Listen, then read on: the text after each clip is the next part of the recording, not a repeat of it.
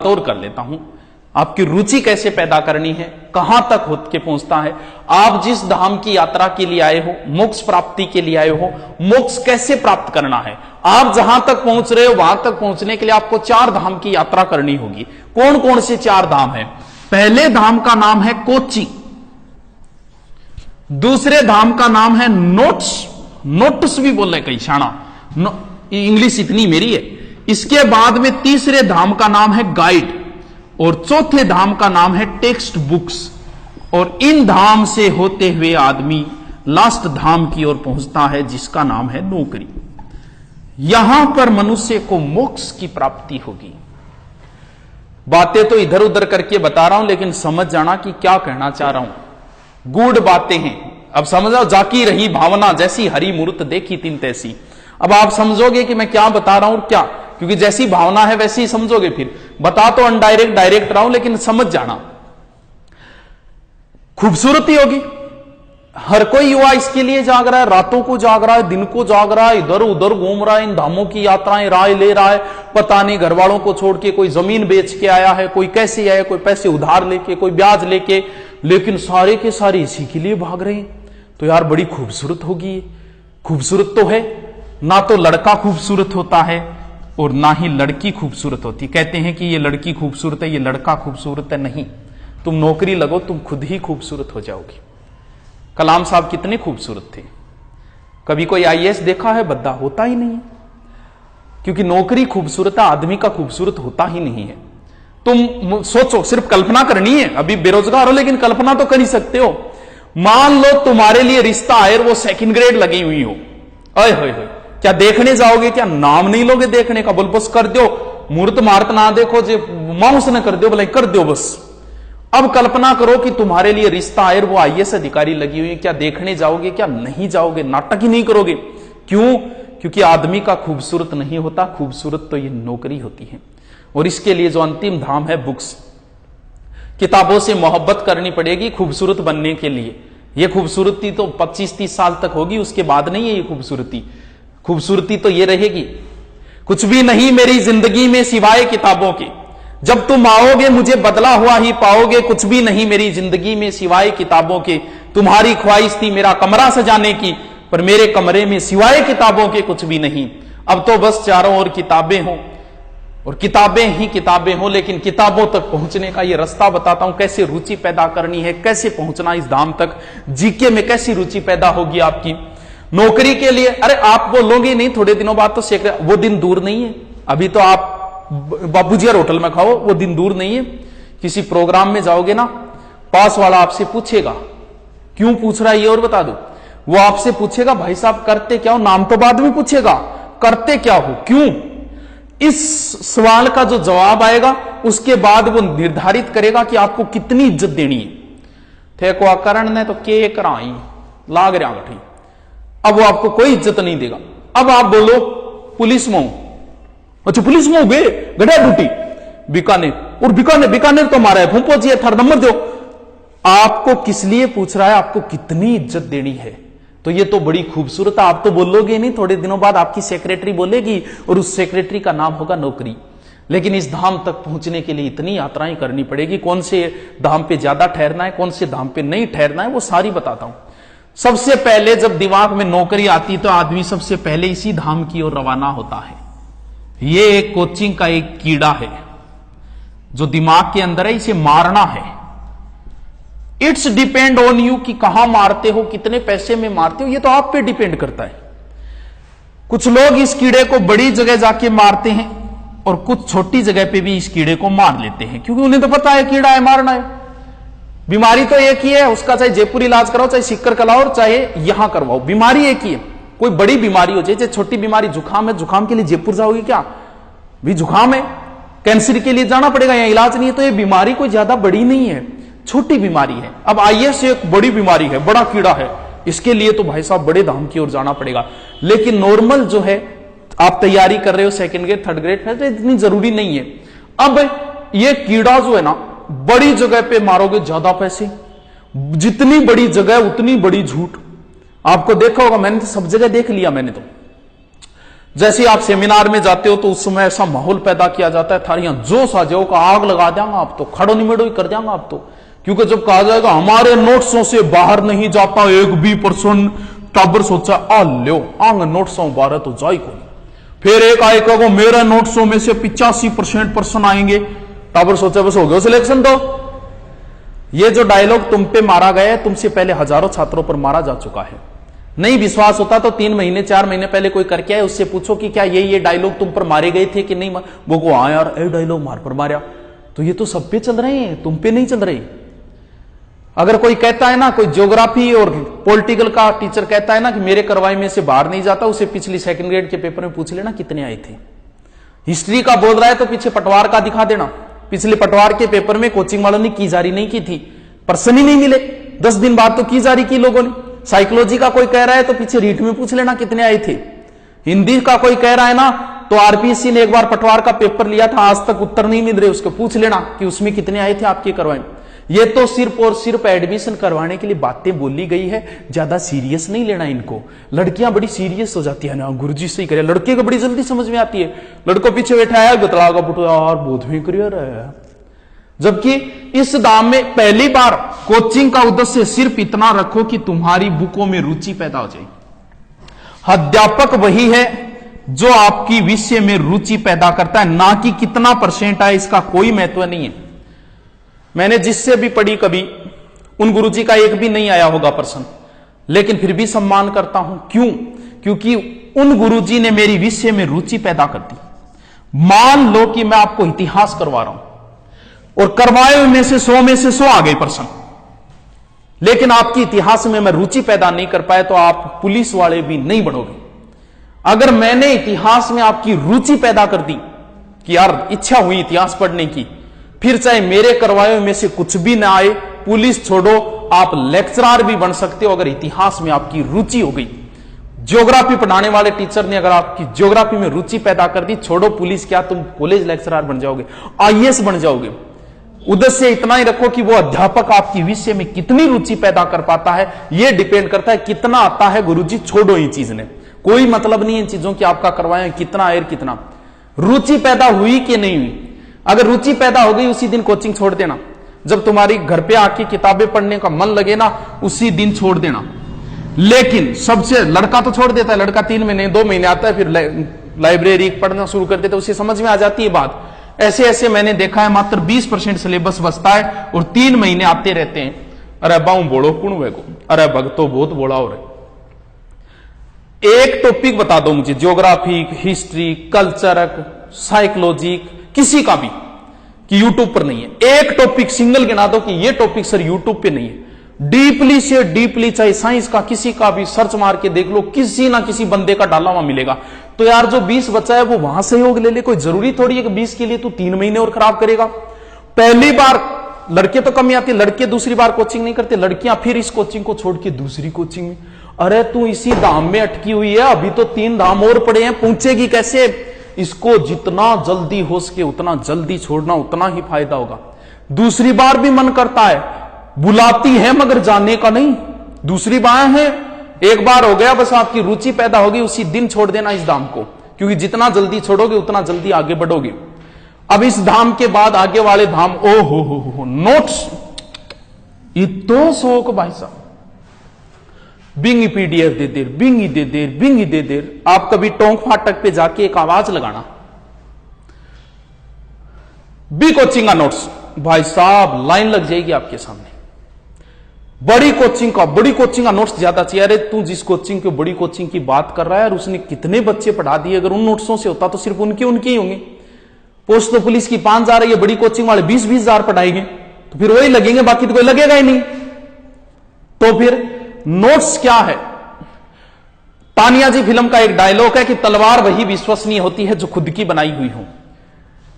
Coaching में गुरुजी आपको पढ़ा रहे हैं, मान लो कैसे बुक्स में रुचि कैसे पैदा करनी है, पहले दिन से ही पैदा करनी है इसको। देखो मान लो मैंने आज आपको कोई टॉपिक पढ़ाना शुरू किया, जैसे मैंने एकीकरण पढ़ाया। हर बार बोलता हूं कि जब मैं लिखवा दूं टॉपिक के बाद में 3 या 4 लाइनें छोड़ देना, लेकिन शुरू से ही आदत पड़ी है, छोड़ते ही नहीं। यहां जो करवा रहे हैं उनको कुछ बच्चे रफ में लिखते हैं, फिर फेर में लिखते हैं। अरे इससे क्या फायदा होगा तेरे को, ये तो बता यार। तेरे को लिखना है, तेरे को पढ़ना है, यहां रफ में लिखे, घर जाके लिखे, क्यों टाइम खराब कर रहा है? 8-8 घंटों के फिर दोबारा लिखेगा तो 4-4 घंटे वैसे खराब कर रहा है। जो मैंने एकीकरण करवाया इसे घर जाके पढ़ेगा 10 मिनट लगेगा, जबकि रफ में लिखे फेर में लिखेगा 1 घंटा लगेगा। तू तो बड़ा समय का बचाव कर रहा है यार। लिखना यही है जो कुछ लिखना, और प्रत्येक टॉपिक के बाद में 4 लाइनें छोड़नी है। कैसे? गुरुजी ने करवा दिया आपको, जैसे अरावली करवाई, आपने 4 लाइनें छोड़ दी। अरावली आपने गुरुजी करवाई, बात याद ही है, वो तो सबको याद है। लेकिन आपको तो भाई साहब 15 नहीं 18 लाख फॉर्म भरे गए, 18.17 है शायद, 18 लाख पुलिस के फॉर्म भरे गए, जबकि पोस्ट तो 5000 ही है। 18 लाख में से 5000 बंदे लेने हैं उसे। तुम्हारी अगर नहीं पढ़ रहे तो तुम्हारी कतई जरूरत नहीं है उसको। 5000 बच्चे चाहिए उसे, तो उसे पढ़ने वाले मिल जाएंगे, तुम्हारी जरूरत ही नहीं है। 5000 वो मिल जाएंगे जो अच्छा अध्ययन कर रहे हैं, उसे 5000 वो लड़के मिल जाएंगे जो 18-18, 19-19 घंटे पढ़ते। तुम्हारी जरूरत ही नहीं है, घर जाओ चाहिए। तुम 2 घंटे 3 घंटे पढ़ के सहनसा बन रहे, तुम्हारी कतई जरूरत नहीं है। क्यों? अब 18 लाख में से 5000 उसे पास करने हैं ना, तो बाकी लोगों को यह पेपर तुम्हें पास करने के लिए नहीं, फेल करने के लिए लिया जा रहा है। भूल मत जाना इस बात को। बहुत बार मैं कहता हूं कि गुरुजी के पढ़ामो, कोचिंग हम करो, आप इन छोड़ के बाकी सारो पढ़ ले, वही आओगे। ऐसा ही का पेपर वहां हमेशा बच्चों को बोलता हूं भैया कोचिंगों में वर्ण संधि समास उपसर्ग प्रत्यय करवाए जाते हैं, इनको छोड़ के बाकी पढ़ लेना, वही आएगा। और ऐसा ही कि पेपर में संधि का 1%, समास का 1%, बाकी सारे प्रश्न पूछे प्रायवाची वगैरह जो कोचिंगों में नहीं करवाए। अरे पेपर बनाने वाले को पता है ना। पहले पुलिस का पेपर 2010 की बात है, राजस्थान जीके पूछा गया, बी पार्ट है, बच्चों ने राजस्थान जीके रट लिया। बोले अब क्या करें? आगे वाले में उसने साइंस पढ़ ली, साइंस डाली। बच्चों ने क्या किया, कोचिंगों ने बच्चों ने साइंस पढ़नी शुरू कर दी। बोले यार अब क्या करा, फेल किया करा। आगे वाले में उसने कंप्यूटर पूछा, अब कंप्यूटर रटना शुरू। उसे पता है कि कोचिंगों में क्या करवाए जाते हैं, बच्चे क्या पढ़ता है। तुम कई बार सोचते हैं ये टॉपिक टफ है, नहीं आएगा। क्यों नहीं आएगा भैया? वहीं से आएगा। इजी तो सबको ही आते हैं। पेपर तुम्हें फेल करने के लिए लिया जा रहा है, इस बात को मत भूल जाना। तुम्हें पास करने के लिए नहीं लिया जा रहा। तो वो चीजें पूछी जाएगी जो कोचिंग हुआ तो फिक्स मैटर होता है, वही करवाया जाता है। विश्वास नहीं होता तो आपसे जो पहले बंदे करके गए उनके नोट्स मिला लेना। और कुछ लोगों के तो 20-20 साल से वही नोट्स चल रहे हैं, वही लाइनें चल रही है, एक लाइन तक नहीं बदली है। अरे पैटर्न पूरा बदल गया, उनकी एक लाइन तक नहीं बदली है। तो भैया इनके भरोसे मत रहना, अपने तैयार करना। जैसे ही अरावली गुरुजी ने करवाई, अरावली तो गुरुजी ने करवाई, वो तो तैयार ही है। चाहे कोई कितनी गप मार ले, कितना ही झूठ बोल ले, हमेशा रिकॉर्ड रहा है 100 में से 10 से 15 बच्चों का ही सिलेक्शन होता है। और वो इस तरीके से पढ़ते हैं। बाकी तो जो गुरुजी कराए भी तो रट लेगा। वह देखे इतना मुझे आ रहा थारू पहले बहुत पढ़ के गए, इतना को नहीं होनो, इतो तो सारा ही पढ़ेगा। अब अरावली आप अपनी किताब में पढ़ो, यार रुचि पैदा करनी है आपको, तो गाइड और बुक में करनी है। अरावली अब आप अपनी किताब में पढ़ो। गुरुजी वाला तो याद है, किताब में पढ़ो, उसमें कोई नई चीज आएगी, कन्फर्म आएगी, पूरा कोई करवा ही नहीं सकता। तो जो नई चीज आएगी वो आप उन नोट्सों के अंदर डाल दो कि ए 4 चीज गुरुजी को नहीं बताई, ए आपने डाल दो। ये नोट्स आपके बाद में बहुत काम आएंगे। कब? एग्जाम के वक्त। आपके पास जो किताब है, उस किताब को एग्जाम के वक्त आप रीडिंग नहीं मार सकते। क्यों नहीं मार सकते? इतनी मोटी किताब को कैसे मारोगे? 1 महीना बचा है, उस समय आपके नोट्स काम में आते हैं। नोट्सों को आप पूरे आपके ज्योग्राफी या हिस्ट्री के मेरे जो नोट्स है आप बनवा रहे हैं, आप भी बना रहे हो, वो आप 1 घंटे में पूरा पढ़ दोगे। लेकिन क्या 1 घंटे पूरी इतिहास की बुक पढ़ दोगे क्या? ना गुरुजी कौन पढ़ी से। तो ये काम आएगी एग्जाम के वक्त। अब बीच बीच में इन स्टेपों से जब एक भक्त गुजरता है तो बीच में कुछ लोगों से राय भी लेता है, विचार विमर्श करता है। आदमी राय हमेशा अपने आदर्श से लेता है। आदमी अपना आदर्श उस व्यक्ति को मानता है जो व्यक्ति अपने जीवन में सक्सेस है, सफल है। अब सफल आदमी की कुछ लोग राय बढ़िया देंगे आपको कि इस तरीके से तैयार करो, लेकिन 90% लोग तो इस तरीके की राय देंगे कि जैसे वो तो एक महान आदमी है, ऑटोमेटिक सिलेक्शन हुआ है। प्रतियोगिता दर्पण में आईएएस की इंटरव्यू आते हैं, मैं हर बार पढ़ता हूं। तो उस इंटरव्यू में मैंने जितने भी लोगों के इंटरव्यू देखे तो उनमें पूछते हैं कि कितने घंटे पढ़ते थे, और मैंने आज तक किसी का नहीं देखा 5 से 6 घंटे। बस यही लिखा था हम अमूमन 5 से 6 घंटे पढ़ते थे। तो भाई बाकी टाइम क्या करते हो तुम? यार 5-6 घंटा पढ़ के आईएएस बन के वाह यार पुलिस में नहीं बन रहे लोग, ऐसा क्यों माहौल बना रहे हैं? पिछली बार एक आईएएस का इंटरव्यू हुआ, बड़ा अफसोस हुआ मुझे पढ़ के, जब उसने ये कहा कि मेरा गर्लफ्रेंड की वजह से सिलेक्शन हुआ था, लोग तुम्हें आदर्श मानते हैं। महाभारत में भगवान कृष्ण कहते हैं कि दुनिया में ऐसी कोई चीज नहीं है कि जिसे मैं प्राप्त न कर सकूं, लेकिन फिर भी मैं काम कर रहा हूं। क्यों कर रहा हूं? क्योंकि लोग मुझे आदर्श मानते हैं, लोग मुझे दृष्टांत मानते हैं।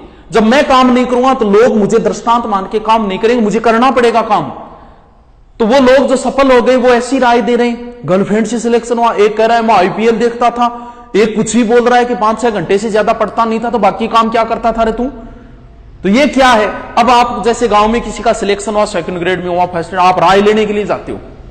अब देखो कोई जो सही है वो तो सही दे देगा, बाकी 90% कैसी राय दी?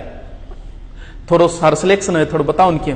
अरे ना रे मन ने तो बेरो ही को नहीं हो, वो सागारो फोन आयो, बोलो रे कोलेटर आ गयो यार, गाड़ी कर रहा कि तुम चालनो पड़ो, जुद मत सागा गयो जुद। वाह यार इतनी जल्दी दिन भूल गया बेरोजगारी के।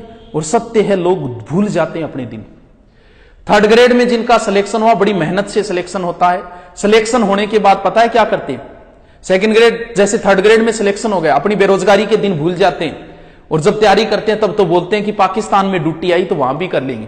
फिर ड्यूटी आ गई डार्क जोन में, फिर 3rd ग्रेड में सिलेक्शन है, फिर दोबारा 3rd ग्रेड का पेपर देते हैं किसी एक बच्चे के आगे, फिर आते हैं वो कहते हैं वेटिंग निकल जाए, काय की निकल जाए, कब निकलेगी।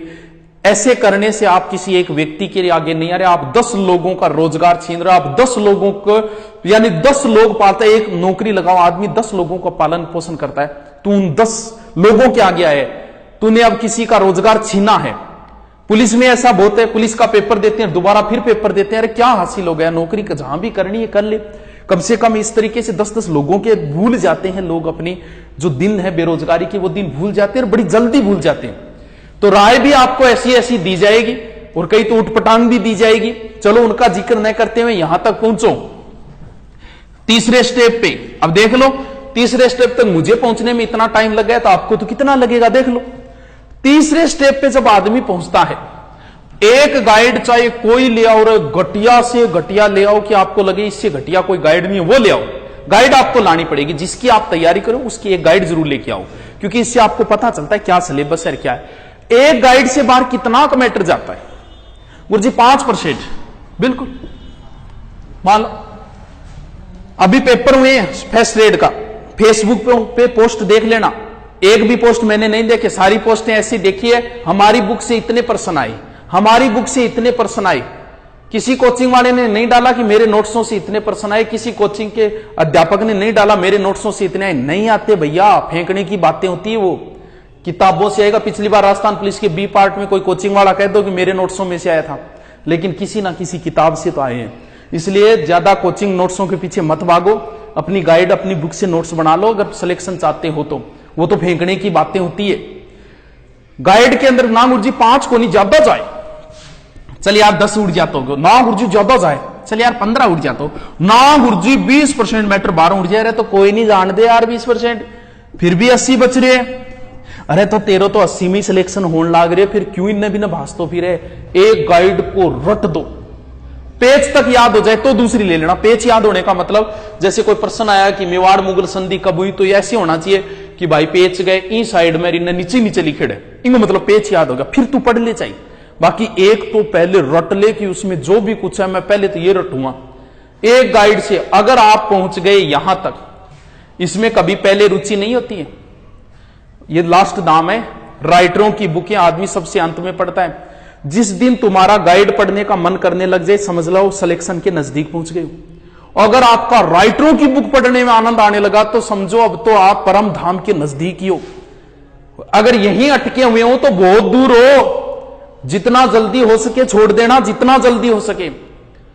यहां तक बुक में अगर रुचि हो गई अच्छे अच्छे राइटरों की, तो फिर तो कहना ही क्या भाई, फिर तो आपको जरूरत ही नहीं पुलिस की, आप तो फिर कॉलेज लेक्चरर भी बन सकते हो। और जब यहां पहुंचोगे, सर लग जाएंगे क्या? अरे क्या लग जाएंगे यार। 21 साल का एक, अभी आरजेएस का रिजल्ट आया था, 21 साल का एक लड़का जिसका नाम था मयंक प्रताप सिंह, 21 साल का एक लड़का जज बन गया था। 21 साल को गुरुजी, हाँ 21 साल को, 25 का थे हो गया था, याद आ गई है। जिस उम्र में तुम कोचिंगों में घूम रहे हो उस उम्र का एक लड़का जज बन गए। जिस उम्र में तुम लोगों की गाड़ियों में बैठ के आ रहे हो उस उम्र का एक लड़का सरकार से गाड़ी ले ली। जिस उम्र में तुम मकान ढूंढते फिर रहे हो उस उम्र के एक व्यक्ति ने, एक लड़के ने, और भाई साहब सरकार से मकान ले लिया। अब कलेक्टर भी उसके सामने खड़ा होगा, प्रोटोकॉल होता है अपना अपना, जज है भाई साहब, वो सामने खड़ा कर सकता है किसी को भी। वो जज बन गया। तुम जिस उम्र में लड़कियों के पीछे घूम रहे हो ना उस उम्र में क्या सजा देनी है वो ये डिसाइड करेगा 21 साल का एक लड़का। तुम जिस उम्र में फेसबुक पे सर्च मार रहे हो उस उम्र का एक लड़का जज बन गया, न्यायाधीश बन गया, राजा बन गया। न्याय करने का अधिकार राजा को होता था, राजा बन गया एक लड़का। इनके मां बाप तो गर्व करते होंगे कि यार क्या बात है, इनका समाज भी इन पे गर्व करता होगा कि 21 साल का जज बन गया। हर मां बाप यही चाहते होंगे कि हमारा बेटा भी मयंक प्रताप सिंह जैसा बने। बन तो तुम भी सकते हो, लेकिन इन धामों से यात्रा जैसे करनी है वैसे करते।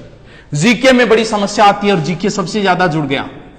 तो किताबों में बता दिया जो गुरुजी करवा रहे हैं, फिर किताब में से निकालो। दूसरा, अगर शॉर्ट तरीका अपनाओ, ये तो पढ़ना ही, इसके अलावा एक जिला दर्शन की बुक लाओ, आप वैसे भी पढ़ सकते हो। अरे कितने जिले हैं, 33 ही तो जिले हैं। एक जिले को आप 1 घंटा भी देते हो, 2 घंटा 3 घंटा जिला का देने का मतलब उसमें सारा मैटर लो। फिर जिला दर्शन की आप बुक लाओ, उसमें कोई मंदिर आया, जैसे अजमेर पढ़ रहे हो, ख्वाजा मोइनुद्दीन चिश्ती की दरगाह अजमेर में, आपकी 33 जिलों की बुक में इतना ही मिलेगा। लेकिन आप इतने नोट्स तैयार करो कि ख्वाजा मोइनुद्दीन चिश्ती की बातें निकाल के वहीं और लिख दो। 33 जिले, एक जिले को 1 दिन दोगे तो भी भाई साहब 2 दिन 3 दिन दोगे तो भी 3 महीने में राजस्थान तो ऐसे हो जाएगा। तो जिला दर्शन की भी एक बुक ले आओ और उस बुक में से प्रत्येक जिले का, एक जिले का उस बुक में से मैटर निकाल के फिर कम से कम 3 पेज बीच में छोड़ो और फिर आपको जो भी बातें जिले की आती जाए उसमें डालते जाओ। देखो लास्ट टाइम में आप 33 जिले तो ऐसे ऐसे उंगलियों पे कर दोगे।